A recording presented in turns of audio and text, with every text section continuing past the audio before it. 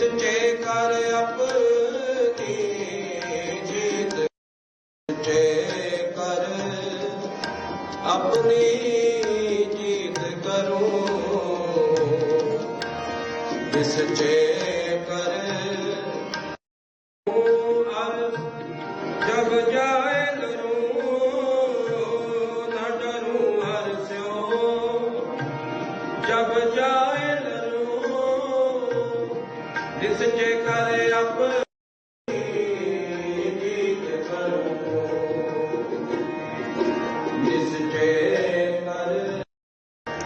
निश्चय कर अपनी जीत।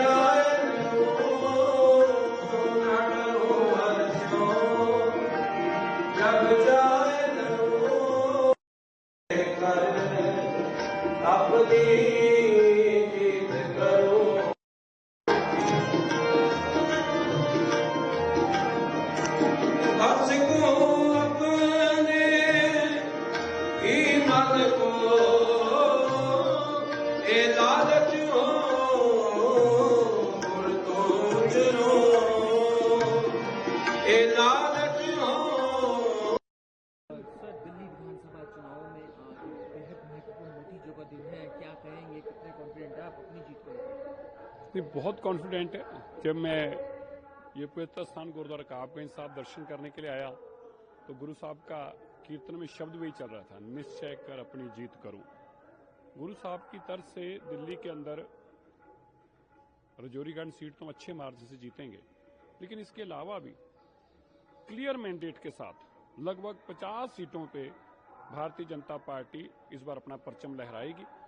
दिल्ली के लोग बदलाव चाहते हैं। दिल्ली के लोग पिछले 12 साल के बहाने, गंदी हवा, गंदी यमुना और टूटी सड़कें और इस गंदगी से छुटकारा पाते हैं। दिल्ली के लोग आज मानते हैं कि उनसे गलती हुई, वो आपदा को लेके आए और आपदा ने दिल्ली को आपदा बना के रख दिया है। इसलिए दिल्ली के लोगों के मन में बहुत गुस्सा है और वो गुस्सा मैंने देखा वोटिंग वाले दिन दिख रहा था। इसलिए जब आज आप नतीजे देखेंगे, और अरविंद केजरीवाल जी के कल के जो पैंतरे थे वो स्पष्ट बता रहे थे कि अरविंद केजरीवाल जी हार मान चुके हैं। मेरे 15 कैंडिडेटों को ऑफर आ गई 15-15 करोड़ की। वो कैंडिडेट कौन है? वो जीते हैं नहीं, उनके बारे में कोई बता नहीं पाए और ये पिछले 5 साल से नौटंकी कर रहे हैं। इसलिए कल उन्होंने अपने लिए भूमिका बनाई है कि जब वो हारेंगे तो ये कह पाएंगे कि देखिए जी इन्होंने ईवीएम हैक करी है, वरना मेरे एमएलए को कल क्यों खरीद रहे थे, जब नहीं मेरे एमएलए बिके तो उन्होंने ईवीएम हैक कर ली। तो ये बहाने इसलिए ढूंढ रहे हैं। दिल्ली में बदलाव की आंधी है। 1993 का वो समय जब बीजेपी की सरकार थी, 3 मुख्यमंत्री भी हुए, लेकिन उसके बाद से आज तक 27 साल का एक लंबा समय हो गया। क्या ये सूखा इस बार खत्म करेंगे आप? नहीं, मैं तो कह रहा हूँ डेफिनेटली हम नहीं करेंगे, दिल्ली के लोग खत्म कर रहे हैं। दिल्ली के लोग सोच रहे हैं कि अगर 2013 में ही भाजपा आ गई होती तो आज दिल्ली कितनी तरक्की कर चुकी होती। दिल्ली बहुत पिछड़ गई है, दिल्ली बहुत पीछे रह गई है, देश सारा आगे निकल गया। इसलिए दिल्ली के लोग बदलाव चाहते हैं। प्रधानमंत्री की जो रैलियां हुई चुनाव के समय में, 3 रैलियां थी, उससे पहले भी एक जनसभा हुई, उसका असर देखिए बहुत बड़ा असर उसी का हुआ है। जब प्रधानमंत्री जी और गृह मंत्री जी मैदान में आए, जमीन पर उतरे, गृह मंत्री जी ने आके जो प्रधानमंत्री जी का विजन था दिल्ली के बारे में वो रैलियां कर करके बताया किस तरह से दिल्ली को बदला जा सकता है प्रधानमंत्री के विजन में, डबल इंजन की सरकार।